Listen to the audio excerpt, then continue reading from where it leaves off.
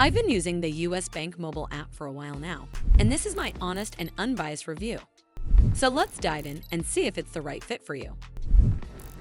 One of the main reasons I chose US Bank was its comprehensive range of mobile banking features. Its app allows me to check account balances, view transaction histories, and transfer funds between US Bank accounts or accounts at other banks. Additionally, I can also deposit checks remotely, eliminating the need to visit a branch or ATM. On top of that, the app offers bill payment services, enabling me to schedule payments and stay on top of my recurring bills. However, there are some cons to consider.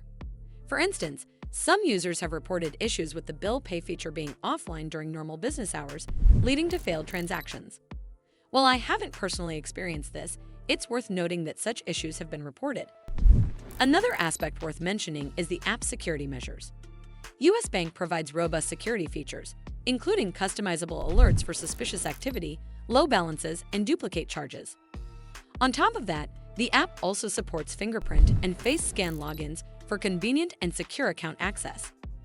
Overall, my experience with the US Bank mobile app has been positive, especially considering its comprehensive features and strong security measures.